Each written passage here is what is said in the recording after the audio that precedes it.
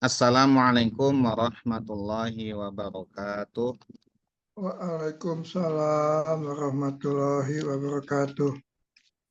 Bismillahirrahmanirrahim. Alhamdulillahirabbil alamin wa bihi nasta'in ala umuri dunya waddin. Wassalatu wassalamu ala asyrafil anbiya wal mursalin sayyidina wa maulana Muhammadin wa ala alihi wa ashabihi ajma'in wa la hawla wa la quwwata illa billahil aliyyil azim. Subhanaka la ilma lana illa ma 'allamtana innaka antal alimul hakim. Allahumma anfa'na bima 'allamtana wa 'allimna ma yanfa'una wa zidna ilma. Amin ya rabbal alamin. Bapak Ibu hadirin wal hadirat rahimakumullah. Alhamdulillah, puji syukur kita panjatkan kehadirat Allah Subhanahu wa taala atas segala nikmatnya.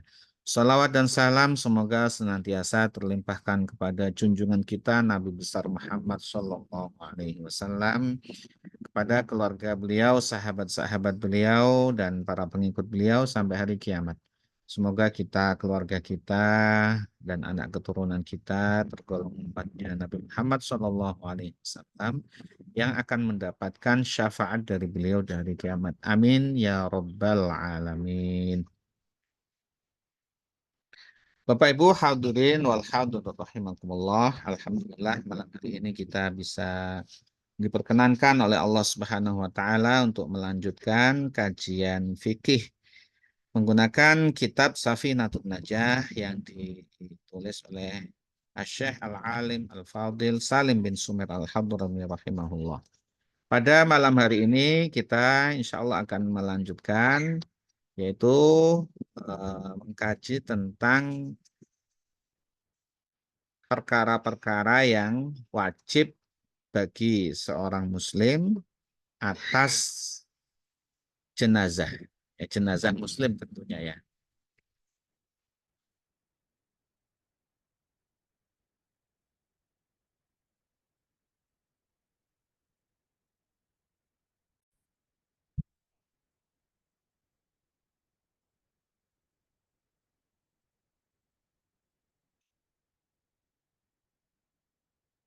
Bismillahirrahmanirrahim. Qala al-muallifu rahimahullahu ta'ala wa nafa'ana bihi wa bi'ulumihi fid dharaini amin. Faslun ay hadza faslun, ini adalah satu pembahasan fima di dalam perkara yalzamu yang wajib ya, perkara tersebut wajib bagi siapa? Bagi muslim, ya, bagi seorang muslim ya yang hidup, ya, al-mayyitah, terkait dengan adanya jenazah, ya. Jadi yang mewajibkan bagi seorang muslim ya dengan adanya jenazah ini.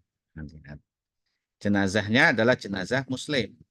Kalau jenazahnya tidak muslim, maka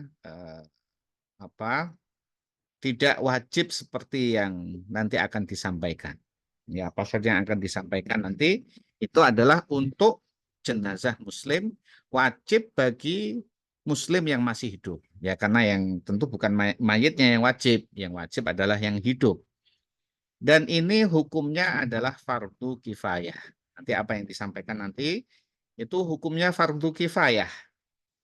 Ya, artinya kalau jenazah muslim tadi tidak ada yang mengurus sama sekali, maka seluruh kaum itu berdosa semuanya.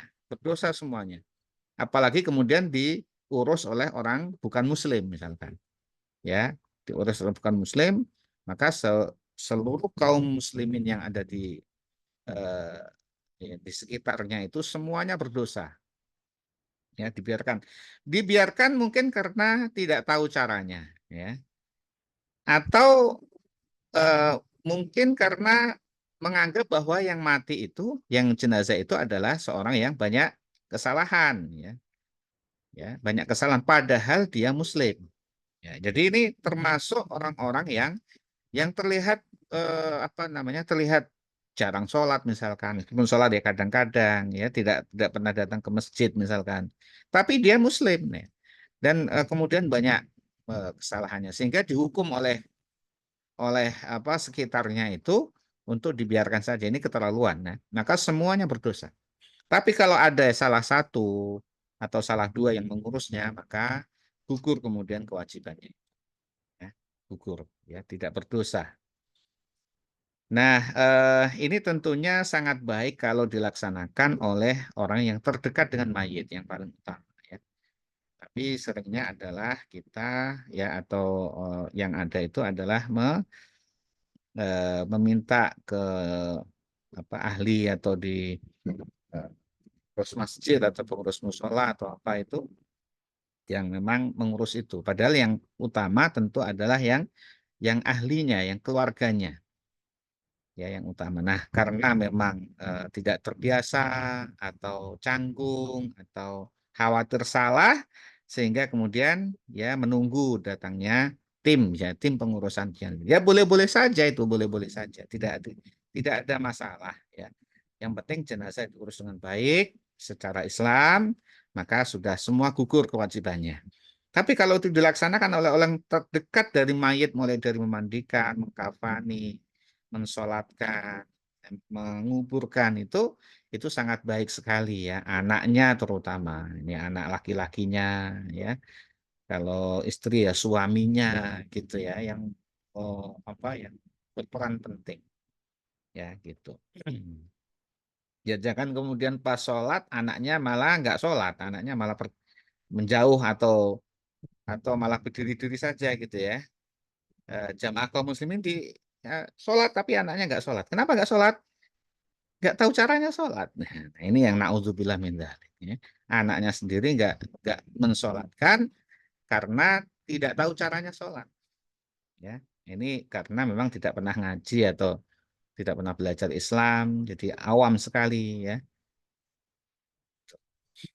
Ya, kemudian juga sampai menguburkan itu kalau dilakukan oleh keluarga sendiri itu lebih baik. Maka kalau kita tahu ilmunya, kita tahu caranya, maka sebaiknya kita yang melaksanakan. Alladzi perkara yalzamu yang wajib, ya, yang wajib lil mayiti untuk mayit, untuk jenazah, yang mewajibkan seorang muslim atas adanya jenazah, arba'u khisolin, itu ada 4 hal. Ada 4 hal yang wajib bagi muslim atas jenazah. Jenazah muslim. Nah, kalau jenazah bukan muslim ya tidak harus dimandikan, tidak harus dikafani, ya silakan saja itu diurus oleh mereka. Tapi kalau tidak ada yang ngurus sama sekali, ya cukup dikafani dengan secukupnya, kemudian tidak usah disolat, haram disolatkan ya, haram disolatkan itu jenazah non muslim disolat haram ya, tidak boleh mensolatkan, ya langsung dikubur aja dalam rangka supaya tidak ada madorot, ya dikentang-kentang nanti juga eh, jadi madorot ya, dikubur ya sebagaimana dia seorang manusia yang apa dihormati sebagai seorang manusia, tapi tidak boleh disolatkan, tidak boleh disolatkan. Nah kalau ada yang ngurus ya silahkan ya, kan tidak pakai kafan itu, pakai jas ya, pakai sepatu ya itu monggo silahkan saja. Untuk diawetkan itu monggo. Nah kalau jenazah muslim nggak boleh diawetkan, haram hukumnya diawetkan. Ya, diawetkan karena nunggu famili yang datang yang jauh ya, nunggu 2 hari diawetkan, nggak boleh. Sebaiknya segera dimakamkan ya. Kalau dari Jakarta ke kampung misalkan harus lama gitu sehari misalkan gitu ya, izin untuk disegerakan dimakamkan, sebaiknya begitu ya, jangan malah diawetkan ya, haram hukumnya. Apa 4 perkara itu? Yang pertama adalah husluhu, memandikan mayitnya, memandikan mayit.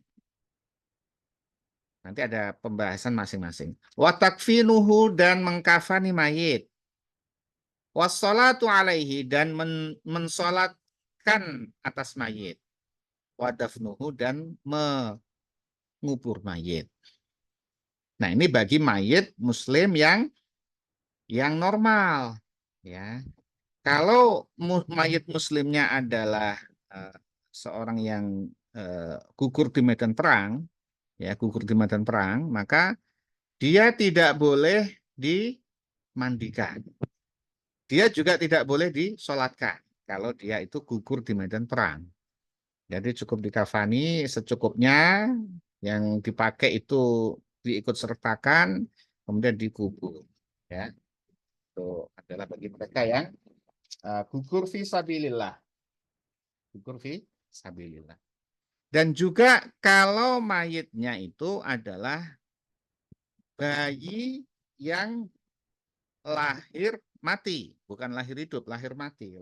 Lahir mati itu lahir sudah mati. Itu tidak perlu dimandikan dan tidak perlu disolatkan. Ya, cukup dibuntel dengan kain, dikafani lah ya, terus dikubur. Ya. Tetapi kalau bayi itu lahir hidup, jelas hidupnya nangis. Ya, ada nangis, meskipun cengar itu nangis, hidup, terus mati. Nah, maka hukumnya sama dengan dewasa. Jadi dimandikan, dikafani, disolatkan, dan juga dikubur. Kalau dia lahir hidup, meskipun hanya cengar gitu, hanya nangis gitu. Ya, apalagi sudah sebulan ya, itu maka sama hukumnya dengan eh, mayat dewasa. Tapi kalau lahir mati, lahir nggak ada apa-apa, terus ya nggak ada tanda-tanda kehidupan, statusnya lahir mati, atau keguguran ya, keguguran misalkan belum saatnya lahir, sudah keluar dulu terus mati, maka itu cukup dikafani ya, dan kemudian dikubur, tidak perlu disolatkan, dimandikan dan disolatkan. Nah, ini adalah berurutan ya, sekali lagi bagi muslim yang tidak syahid fisabilillah dan yang tidak lahir mati. Dan juga yang mereka yang meskipun meninggalnya mutilasi ya, ada yang meninggal mutilasi naudzubillah min dzalik ya. Kalau memang mutilasi ya tetap dilaksanakan ya, potongan-potongan tubuhnya itu ya tetap dilaksanakan ya, bukan langsung dibuntel gitu ya, enggak. Jadi khusus bagi mereka yang syahid fisabilillah dan juga lahir mati, itu kewajibannya hanya mengkafani dan menguburkan. Nah, bagi mereka yang tidak seperti itu, maka urutannya ini, urut ya, tidak boleh tidak. Urut dulu. Jadi tidak boleh disolatkan kalau dia belum dimandikan dan belum dikafani, ya jangan disolatkan. Ya kadang-kadang ada eh, apa eh, jenazah yang disemayamkan di rumah duka dalam posisi yang sudah dimandikan, sudah dikafani, belum dimakamkan. Ya, kemudian ada yang datang melayat, takziah ya, karena ada satu kepentingan, tidak bisa menunggu sampai diberangkatkan ke musola atau ke masjid, masih di rumah, itu boleh disolatkan saat itu. Tapi sudah posisi sudah mandi dan sudah dikafani. Ya, ya. Sudah dimandikan, maksudnya mayat bukan mandi ya, mayat sudah dimandikan dan sudah dikafani dan disolatkan ya. Silahkan disolatkan ya, dan itu bisa berkali-kali.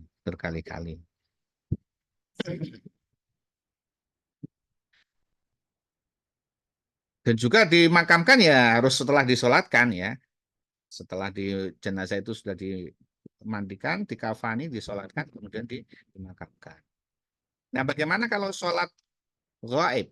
Nah, sholat gaib itu ya setelah selesai pengurusan jenazah, ya itu bisa dilaksanakan sholat gaib atas mayit dimanapun tempat kita mendengarkan ada seseorang yang wafat, ya, nah, kita ingin mendoakannya, itu dipersilakan sholat gaib.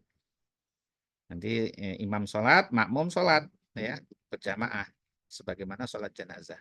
Niatnya usolli ala man sholla alaihil imam, yaitu bagi makmum. Nah, kemudian pembahasan satu persatu. Faslun, ay hadza faslun fi ghuslil mayyiti. Di dalam membahas tentang tata cara memandikan mayit. Yang pertama, ya, wajib ini memandikan mayit.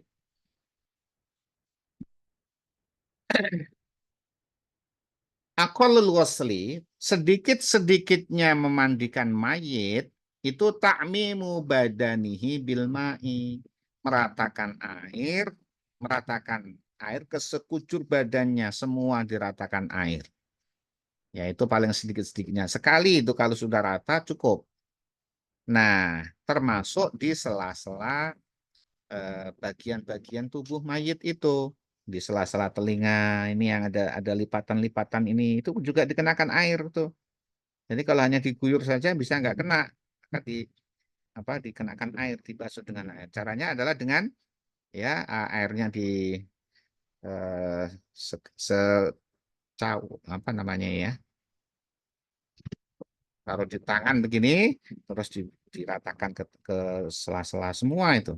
Sebelum diangkat ini masih bisa terus berjalan ya, masih bisa terus berjalan sebelum diangkat tangannya setelah ada air di situ. Ya terus saja itu. Nah bagi yang tahu kan bisa hemat itu. Semua yang kena yang sela-sela ini di- diratakan dengan air, masuk semua ya, ketiak semua, dan termasuk juga dubur ya, itu juga diratakan dengan air semua. Ya lipatan-lipatannya dubur itu juga ya semua dikenakan air ya, sebagaimana mandi wajib ya, mandi wajib, mandi janabah itu, tapi yang ini dilakukan oleh orang lain, maka yang memandikannya ini harus ya yang bisa menjaga rahasia mayit ya, jangan asal-asalan ya, maka yang tahu yang baik ya keluarganya yang baik ya. Kalau perempuan dimandikan anggota keluarga yang perempuan. Ya kalau ibu misalkan ya, coba anak perempuannya yang mandikan, ya. Atau bibi, maksudnya adik ibunya yang mandikan, ya, adiknya yang mandikan, atau kakaknya yang mandikan, perempuan sama perempuan. Ya itu lebih baik. Ya, kalau tahu tata caranya. Jangan laki-laki, jangan perempuan dimandikan laki-laki, apalagi orang lain. Ya itu haram itu, haram. Nah, bagaimanapun juga apalagi perempuan itu masih ada daya tarik ya bagi laki-laki. Meskipun dia sudah meninggal, ya, apalagi masih muda gitu ya, masih muda, cantik misalkan itu masih ada daya tarik bagi laki-laki. Meskipun mudah meninggal, maka haram hukumnya dimandikan oleh laki-laki ya, apalagi itu orang lain ya, haram di perempuan dengan perempuan, apalagi itu anggota keluarganya. Laki-laki juga dengan laki-laki. Maka tadi meratakan tubuh itu akan bisa dilakukan oleh yang memandikan itu. Nah itu sedikit-sedikitnya itu sekali, diratakan sudah sekali. Cukup kalau sudah rata semua. Ya. Tetapi di sini ada kesempurnaan yang lebih afdol. Apa kesempurnaannya? Wa akmaluhu, dan sempurnanya memandikan mayit itu ayagsila sau'ataihi, yaitu adalah dimulai dengan ya membersihkan kotoran-kotorannya yang dari kubul dan dubur, dibersihkan dulu ya, dibersihkan dulu.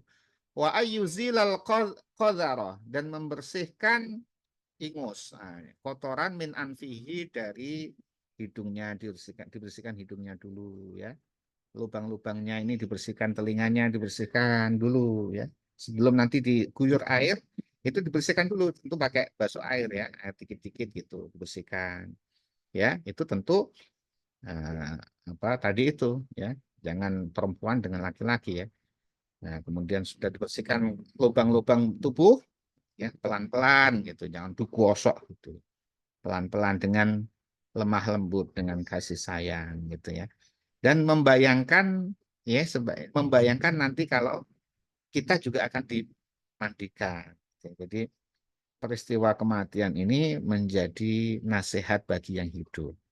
Nah orang mati itu kan meninggalkan segala-galanya ya, harta yang dicari selama ini semua akan ditinggal, nggak ada, akan berganti pemilik. Kita nggak tahu nanti akan dijadikan apa oleh pemilik ahli waris kita. Nggak ada jaminan itu akan bisa apa namanya, bisa terus ya karena semua di Allah yang menentukan. Sudah dicari selama tahun-tahun ditinggalkan semua. Jabatan tinggal meskipun di tengah puncaknya meninggal ditinggalkan ya. Dan orang ya tidak bisa bertahan lama. Ya kalau diawetkan kan haram tadi. Tidak bisa bertahan lama, dia harus segera dikuburkan. Tinggalkan. Yang di bawah hanya kain saja. Kain kafan. Boleh membawa sepatu, boleh membawa jas, boleh membawa tas, boleh membawa macam-macam. Haram. Ya, tidak boleh. Bawa hanya kain kafan saja. So, 3 lembar kain kafan, nanti ada pembahasan tentang kain kafan atau selembar kain kafan ya kalau memang punyanya hanya itu. Ya. Itulah yang dibawa mati. Rumah ditinggal, kendaraan ditinggal semua. Nah, kemudian wa ayyuwadhi'ahu. Nah, setelah dibersihkan kotoran-kotoran lubang-lubang tubuh ya, dengan pelan-pelan hidung, telinga, dubur, kubulnya dibersihkan dengan air ya, bersihkan. Maka berikutnya adalah diwudukan. Wa ayyuwadhi'ahu dan mayit tadi itu apa muslim tadi mewudukan mayit diwudukan. Ya, seperti wudunya biasa. Badan mukanya ya dibasuh dengan tangan ya setelah di airnya ditaruh di telapak tangan diratakan dengan wudhu dan tangannya ya masih dan disempurnakan semua sampai kakinya dibasuh semua setelah diwudukan mayit tadi nah kemudian wa ayyadul badanahu bisadri digosok wa ayyadul dan hendaklah menggosok tapi enggak menggosok keras ya menggosok dengan lembut. Siapa yang menggosok? Yang menggosok ya tentu yang memandikan. Badanahu badannya, tubuhnya mayit bisa bisidri dengan daun apa namanya itu bidara. Kalau dulu kan daun bidara ya. Nah sekarang kalau nggak ketemu daun bidara ya daun-daun lain bisa yang kering. Atau kemudian pakai spon halus. Bisa pakai spon halus. Jangan pakai spon kasar gitu ya kasihan ya spon halus pelan-pelan ya pelan-pelan semua tadi itu digosok pelan-pelan barangkali ada yang kotoran yang ngenel ya itu digosok pelan-pelan jangan sampai kelupas kulitnya kasihan ya ya pelan-pelan semua dibersihkan semua bisa dengan sabun lembut ya sabun bisa juga dengan sabun dicampur sabun lembut pelan-pelan ya biar wangi gitu ya tapi yang utama itu pakai daun bidara ya sekarang sulit mencari daun bidara ya. Kemudian setelah itu digosok semua tubuh udah bersih bersih ini ya bersih. Kemudian wa ayyasuba baru diguyur disiram wa ayyasuba dan menyiram yang memandikan tadi itu almaa air alaihi pada mayit disiram salasan 3 kali disiram dari kepala terus disiram pelan ya 3 kali itu bersih badannya ya udah selesai mandikan tidak perlu harus pakai galon-galonan ya nah pakai toler pun bisa pakai toler pelan-pelan gitu ya. Udah selesai ya alhamdulillah gitu ya bisa dilaksanakan sendiri nih jadi kalau misalkan ayah kita bisa mandikan laki-laki bisa mandikan ayahnya bagus sekali itu mandikan itu saya mandikan sambil sambil mengenang kebaikan ayahnya ya Allah ayahku ya didoakan itu kan ada kasih sayang didoakan didoakan pelan-pelan didoakan itu ada rasa jiwanya sendiri daripada dimandikan orang lain anaknya malah kemana-mana itu pokok itu ya sebaiknya anaknya yang melakukan nah kalau tahu ilmunya dan apa namanya bagus kalau dilakukan pelatihan ya supaya itu tadi kita kalau dimandikan yang ahli kita kan lebih Lebih enak kalau kita masih hidup merasakan seperti itu, yang meninggal juga begitu. Baik, Bapak Ibu sekalian yang dirahmati Allah Subhanahu wa taala, untuk pembahasan berikutnya setelah memandikan adalah mengkafani. Ya, mengkafani insya Allah dibahas di pekan depan. Ya, insya Allah. Wallahu a'lam bishawab. Demikian pembacaan kitab Safinatun Najah. Semoga kita diberikan karunia ilmu yang bermanfaat. Fa'atiddi wa dunya wal akhirah. Amin. Ya Rabbal Alamin. Mari kita tutup kajian kita dengan membaca doa kafaratul majelis. Bismillahirrahmanirrahim. Bismillahirrahmanirrahim. Subhanaka Allahumma Ya, bihamdika asyhadu an la Asyhadu an la ilaha ilaha illa anta illa astaghfiruka wa atubu ilaik. anta. Wassalamualaikum warahmatullahi wabarakatuh. Waalaikumsalam warahmatullahi warahmatullahi wabarakatuh. Makasih Ustaz. wabarakatuh.